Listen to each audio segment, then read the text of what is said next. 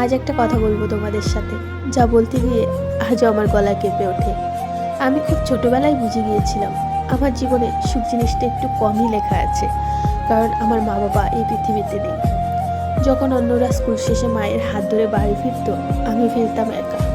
তখন সবাই বাবার কাঁধে চড়ে হাসত, আমি শুধু দূর থেকে তাকিয়ে থাকতাম। বুঝতে পারতাম আমার জীবনের গল্পটা আলাদা। বড় হওয়ার পর বিয়ে হয়েছে, নতুন পরিবার পেয়েছি ঠিকই, কিন্তু মনের ভেতর একটা শূন্যস্থান থাকে, যেটা কোনোদিনও পূরণ হয় না। যেদিন অসুখে পড়ি মনে হয় আজ যদি মা থাকতো, মাথায় হাত রেখে বলতো সব ঠিক হয়ে যাবে। যেদিন মন খারাপ হয় মনে হয় আজ যদি বাবা থাকতো, বুকে জড়িয়ে ধরতো। মানুষ ভাবে বিয়ের পরে সব অভাব মিটে যায়, কিন্তু আমি জানি মা বাবার অভাব এমন এক যন্ত্রণা যেটা কারোর সামনে বোঝানো যায় না। আজ তাই ইউটিউবের সামনে দাঁড়িয়ে আছি।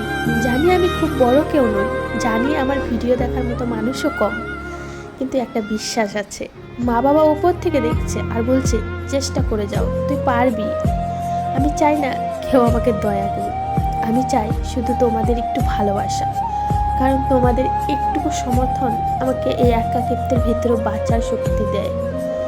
যদি আমার এই কথাগুলো তোমার হৃদয় ছুঁয়ে যায়, তাহলে একটা সাবস্ক্রাইব করে পাশে থেকো, কারণ তুমি সাবস্ক্রাইব করলে আমি মনে করি এই পৃথিবীতে আমি একা নই। ধন্যবাদ।